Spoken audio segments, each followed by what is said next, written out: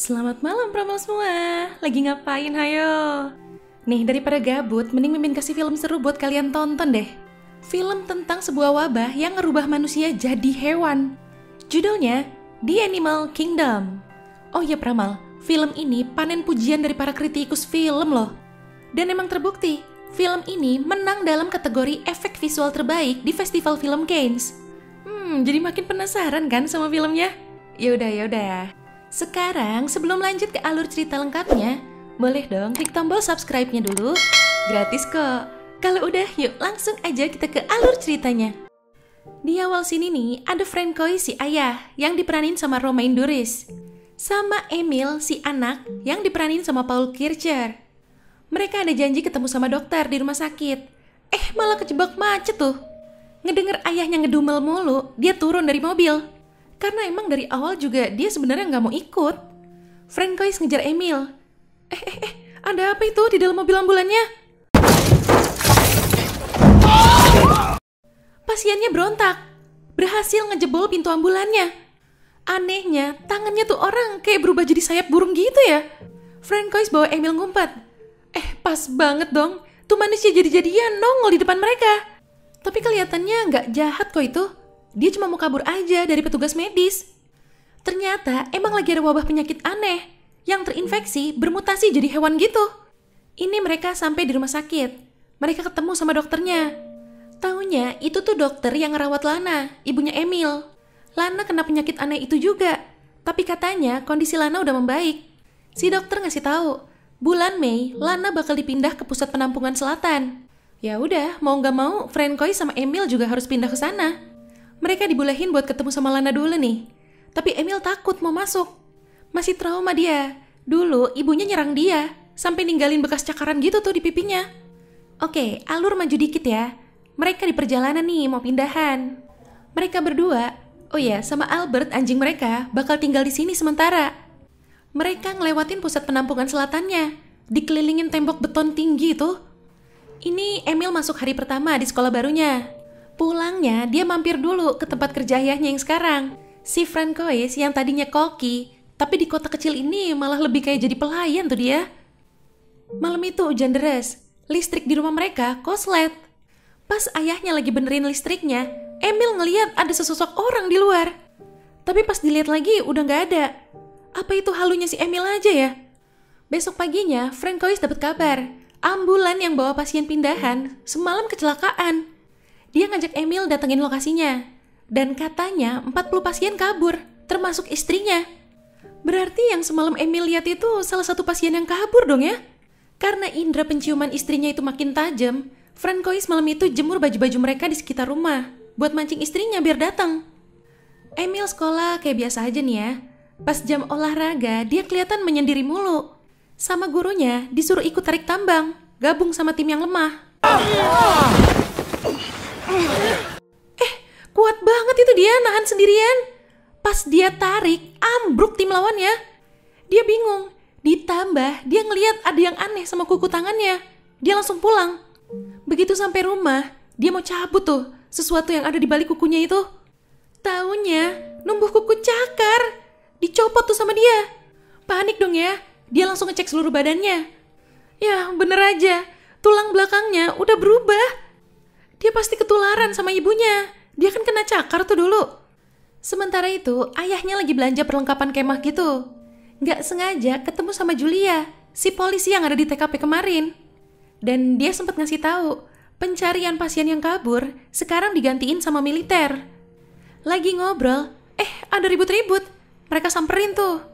Taunya ada pasien yang udah berubah jadi setengah gurita di situ. Stop!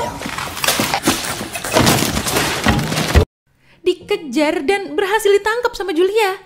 Tapi si Francois ngelihat ada yang lain, kayak ketakutan gitu. Ya udah, dibiarin aja sama si Francois. Dia nggak ngasih tahu polisinya. Besok paginya, Francois bilang ke Emil kalau mereka berdua bakal nyari Lana. Sebelum pergi sama ayahnya, Emil datang ke acara pesta di rumahnya si Jordan. Lagi asik ngobrol, tiba-tiba ada suara raungan gede banget. C'est quoi ça? Emil yang lagi mabuk malah nyamperin suara itu masuk ke hutan. Nah, kesiangan nih dia. ketiduran di dekat danau. Jadi langsung buru-buru pulang dia. Pas mau mandi, dia batuk-batuk. Dan kalian tahu apa?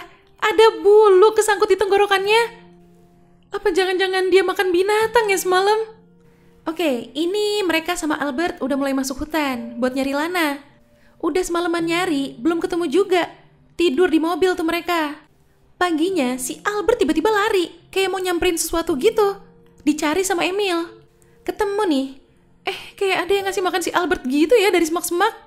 Tiba-tiba ada manusia setengah burung nyerang dia.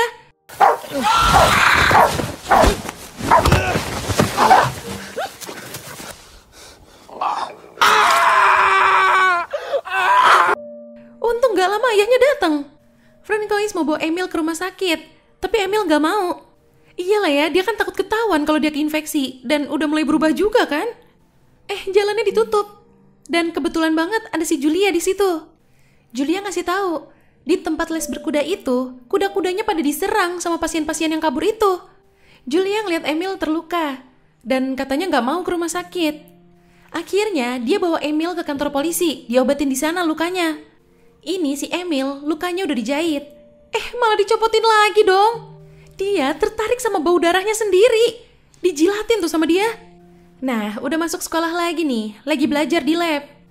Dia lihat Nina pakai kalung bulu, dan bulunya itu mirip sama yang kesangkut di tenggorokannya waktu itu. Saking bingungnya, spontan dia mau ngambil kalungnya. Terang aja lah si Nina marah. Nah ini, sekarang dia malah jadi tertarik juga sama hewan buat praktikum di labnya itu.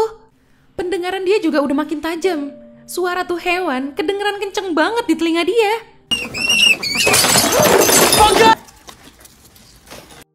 Ini Nina ngajak Emil main ke rumah dia. Dia simpati, ngelihat Emil tuh belakangan ini agak-agak gimana gitu. Pas mau ngambil minum, Emil lihat di lemari es Nina ada burung yang udah mati. Kata Nina mau disumbangin buat makanan pasien-pasien yang pada berubah itu. Seenggaknya dia jadi tahu kalau bulu di kalungnya Nina itu ya bulu burung ini. Dia takut aja kalau dia tuh gak sadar makan burung piaraannya Nina, tapi ternyata kan bukan. Selain itu, Emil juga jadi tahu kalau Nina gak mengucilkan orang-orang yang terinfeksi.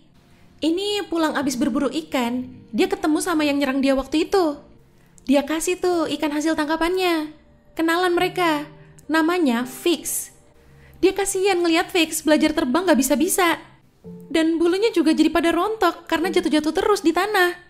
Ya udah, si Emil bikinin landasan buat dia belajar terbang di atas danau. Pas mau pulang, Emil udah ngerasa makin aneh. Bahkan dia udah gak bisa ngayuh sepeda lagi. Saking keselnya, sepedanya dibanting, terus ditinggal di hutan. Udah malam nih, Francois abis buang sampah. Dia ngeliat ada sekelebatan. Dia langsung mikirnya itu Lana. Tiba-tiba malah ada yang mau nyerang dia.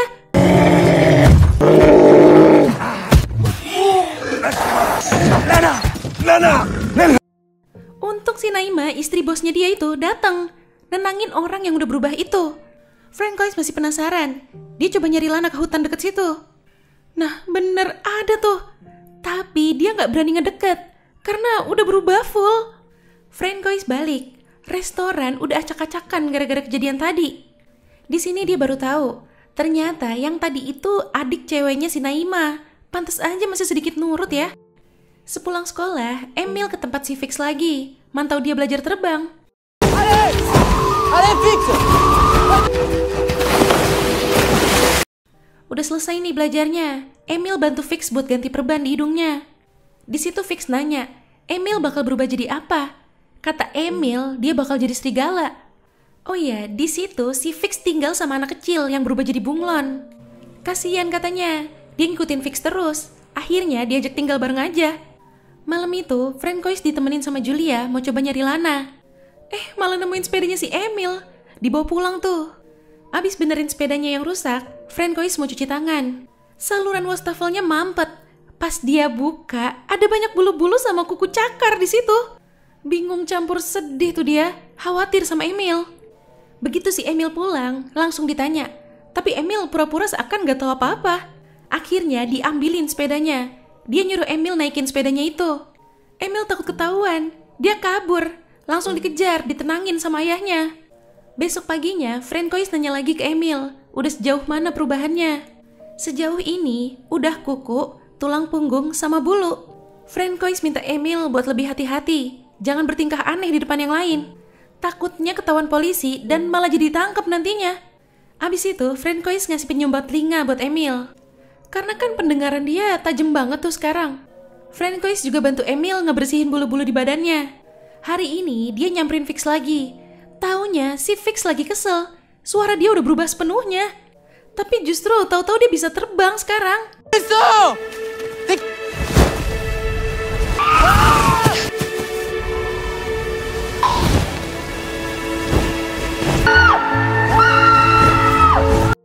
Wow, ini si Emil jadi datang terlambat buat bantu kerja di stand resto di acara karnaval. Francois marah-marah karena lihat Emil belum motongin kuku cakarnya. Emil jadi ikut kesel sampai akhirnya digigit tuh ayahnya. Francois balik nodong si Emil biar dia berhenti gigit dan nurut lagi. Udah nih, udah kalem lagi. Francois gak tega juga ternyata. Emil keluar, ketemu sama Nina. Ngobrol deh tuh mereka sambil jalan-jalan di ladang. Pas mereka lagi in the hoy, Nina megang belakangnya si Emil. Di situ si Nina bilang, "Sudah kuduga. Berarti selama ini si Nina udah bisa nebak dong ya. Kalau si Emil tuh kena penyakit itu juga, tapi dia nutupin biar Emil gak minder." Udah nih, udah ngumpul lagi sama yang lain. Si Emil izin mau ke toilet. Si Victor ikut. Taunya si Victor ini ngelihat Emil pas nggak pakai baju tadi di ladang. Dia nyoba nyerang Emil pakai alat khusus yang ngeluarin suara frekuensi tinggi gitu. Emil marah, dicakar tuh pipinya si Victor. Emil langsung kabur ke ladang. Gara-gara itu semua jadi pada nyari Emil. Aduh, ketahuan gak ya?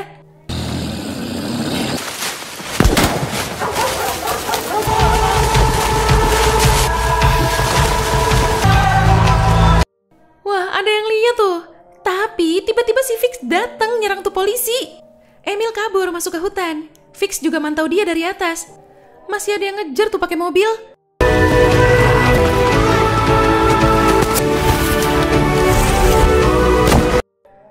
Tuh orang nembak si Fix. Emil nyamperin Fix yang udah sekarat. Sampai akhirnya dia tewas. Emil kabur lagi sebelum polisi-polisi sampai ke jasadnya si Fix. Dan semenjak kejadian itu, dia jadi di hutan terus, gak bisa pulang ke rumah. Ini dia nemu jejak kaki serigala. Ada lolongan suaranya juga. Dia cari tuh arah suaranya. Karena malam itu hujan, dia neduh sampai ketiduran tuh di dalam gua. Pas dia kebangun paginya, ada ibunya di situ, tapi langsung pergi lagi. Dia keluar mau ngejar. Taunya di situ tuh banyak orang-orang yang udah berubah.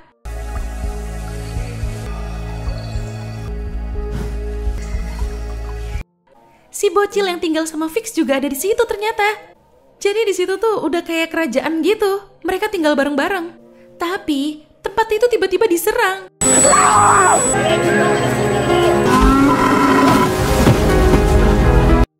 Ada beberapa yang ketangkep termasuk si Emil.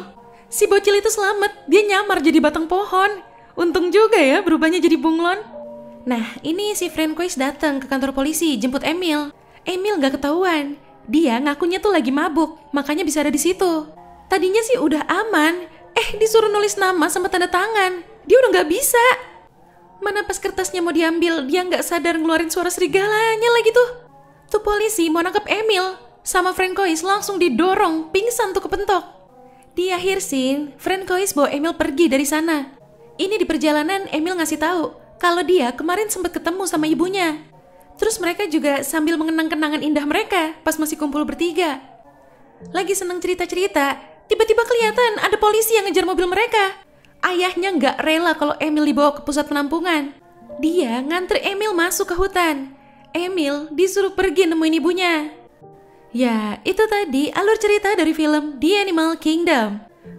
Perpisahannya sedih banget. Berarti si Emil tinggal di kerajaan hewan yang kemarin itu ya sama ibunya. Oke Pramal, jangan lupa ya follow Instagram kita @radiomalam.id. Sampai jumpa di ulasan alur cerita selanjutnya. Selamat malam.